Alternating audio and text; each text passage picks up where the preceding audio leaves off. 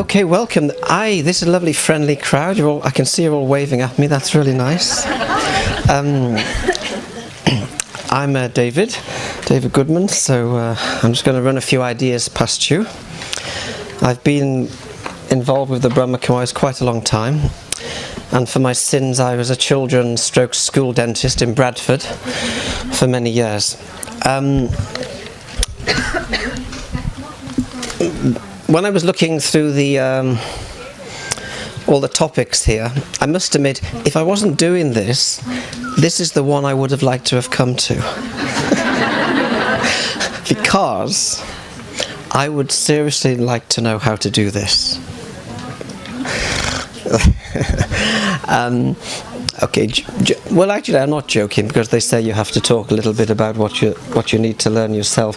I'm really fascinated by this, basically because I'm originally from Liverpool. My misspent youth was sport, and a bit more sport. So I was very, very active. I'm very interested in the whole idea of being in the zone, in the flow, which comes up in the sports area. And the thing that's really interesting to me is the connection between that and meditation and spirituality. In fact, I was looking on the web, and you guys can Google the stuff about being in the zone anyway, so you can chase it all up. But they're even doing some research on the connection between being in the zone, being in the flow, and spirituality and religious experience, which is quite interesting. And when I was at work, because I was a meditator, and it was, you can imagine working with young children, it's pretty manic. So we used to have an expression when we were busy, we're not going to rush, but we're going to move quickly with a bit of focus. So what do you reckon? Is that different? It is, isn't it? Yeah. Rushing, you make mistakes, and actually things take a long time, you're less effective, all the things of stress. Moving quickly with focus is different. And if you actually look at the research and people's experience when they describe being in the flow or being in the zone, what they talk about, feeling okay with things, flowing, not resisting, being very focused, accepting everything, a sense of easiness, feeling in the right place at the right time, doing the right thing. I guess all of us, I'm sure you've all had that experience. You know, the difference between arriving at the bus stop, if you do buses, and you just come around the corner and the bus just is kind of taken off from the stop and you've missed it.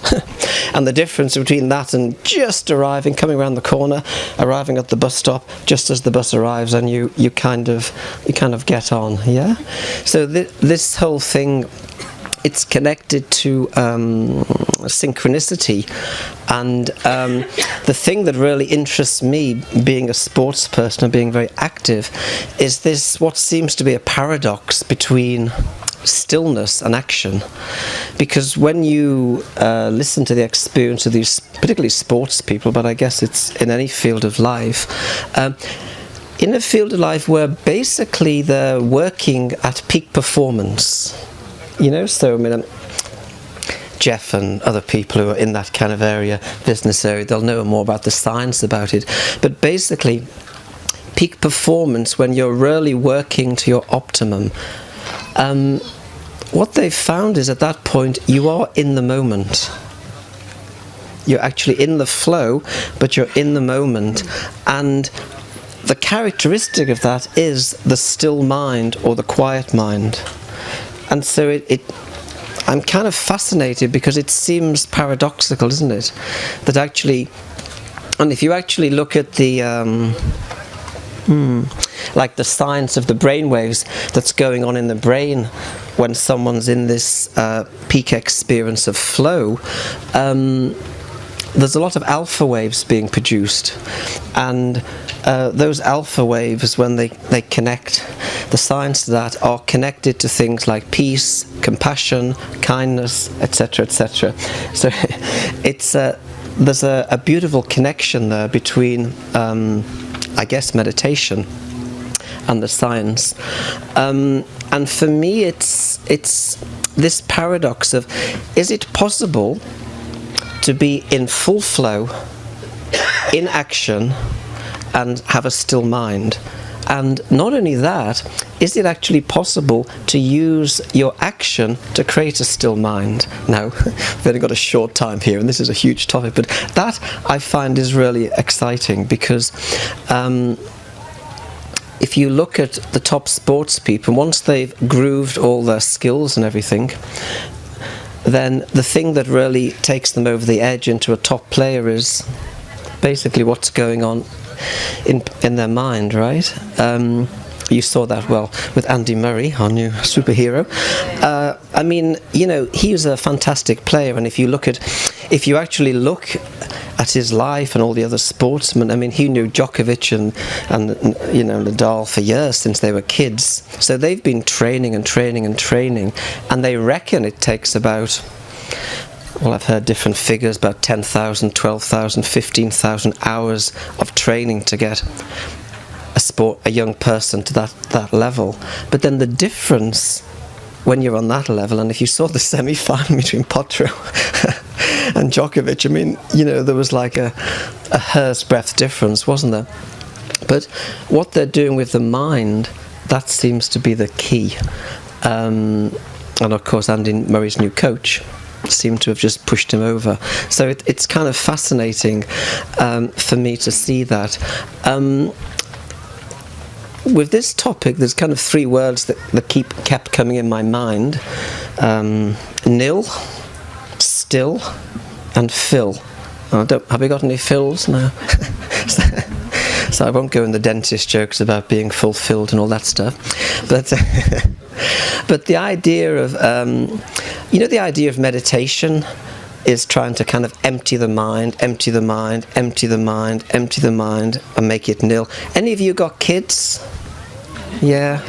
Well, I work with kids for 27 years, you know. Now, have you ever tried to get a kid to sit still for more than 2 minutes?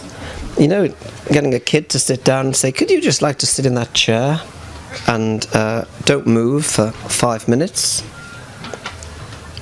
It's almost impossible for them. Because the nature of the kid is to move, to be active, it's normal, and if you suppress that, it's not really good. So what do you guys do when you want to occupy your kids, when they're getting into this, that and the other? You have to basically give them something to do, right? You know, in the same way, it's not actually possible to stop the mind from thinking, because it's the nature of the mind to think. And, you know, if you, again, what we have to do is actually fill the mind with powerful thoughts, good thoughts, positive thoughts, so that actually the mind becomes so full that actually nothing moves. And that's called stillness. But that stillness isn't an emptiness, it's a fullness. Are you with me? Am I? So you make it, yeah, because, and for me, in this kind of topic, it's really important, because if I'm just emptying, there's nothing there.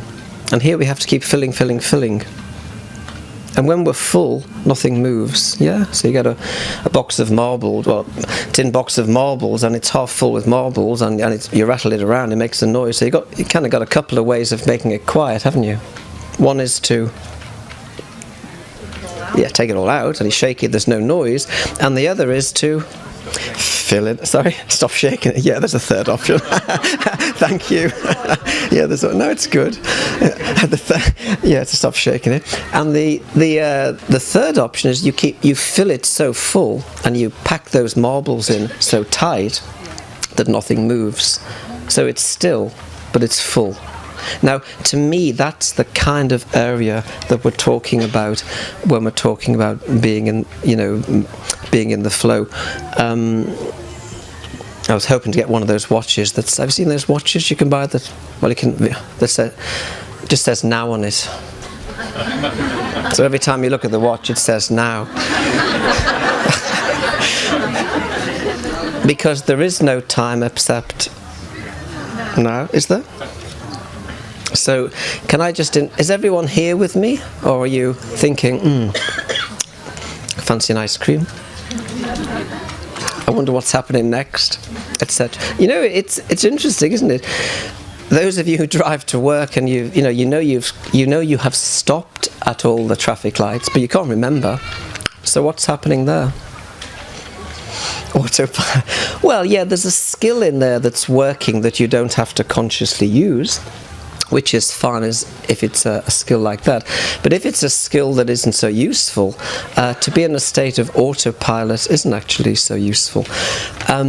But we do have the, how can I say, we do have the capacity to give attention to things and to take our attention out of things at will. And that's the kind of skill that athletes have. That's the kind of skill that people working on peak performances have, and basically that's the kind of thing that we need to be doing if I want to have a still mind in meditation. And just in essence, if you take the idea of a river, and a river flows, yeah? That's the nature of the river, and life has to flow, and water has to flow, and the river will just basically go where it has to go. But what will slow down the river? Sorry? Sediment, yeah. So in essence, when the river picks up rubbish and it picks up sediment, it slows it down, right? And basically that stuff has just simply been acquired. It's been picked up on the journey. So I would say in the same way, when we get into this stillness and we get into our innate goodness, we find that at the core of our being, it is innate goodness, it is peace, it is kindness, it is love, it is strength, it is power.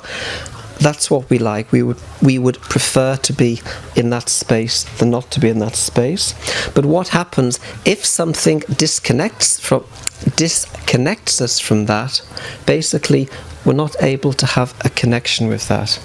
Are you with me? So it's a bit, it's like light. Something gets in the way and you get a shadow. Shadow seems real, but actually all the shadow is that there is something that's got in the way of the light, and you take out the thing that's getting in the way of the light, and basically the shadow goes. So our experience of stress, anxiety, pain, all the negative stuff, in this kind of model we're basically saying that it's just something that's got in the way, something that I've acquired. And the thing that I need to be doing is I need to be reconnecting with my original goodness. And it is as simple as remembering. So you have a £10 note in your back pocket, you forget about it, you're walking around with it, you've got it, but for you it doesn't exist because I'm not conscious of it. And so I like this kind of analogy, you know, like sports people, they drill things. Sorry about the connection to dentistry again, Ben. But they drill things again and again and again, and it goes from sort of unconscious, then they become conscious of it, and they do it again and again until they're actually doing it in a completely unconscious way at peak performance. That's flow. And the stillness there. And what we're doing in meditation is, in a sense, we're kind of reversing that. Because the whole thing about living is that I'm alive, you know? And there's no life in a dead body. And if you watch the cars on a Monday morning, in the faces, there's not a lot of life. Am I right? I'm asleep. And when you're asleep, you don't know you're asleep until you wake up.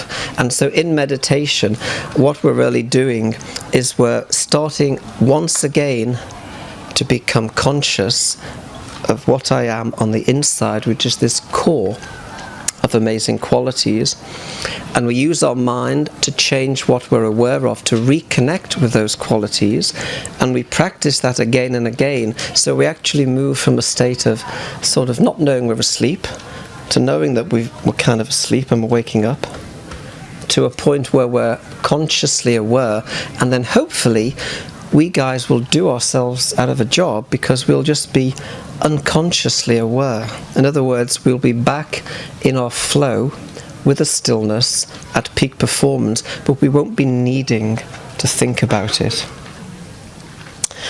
So I think I'm just about done. Wow, that time goes quickly, doesn't it? So you've probably noticed at the back there that there's under the trees there's a round table. So what we're doing is a little après. So if anyone wants a further conversation or some questions or a bit of an exchange, invite any of you to come under the tree and we can have a bit of more of a chat about this. Great. Thank you so much for your time.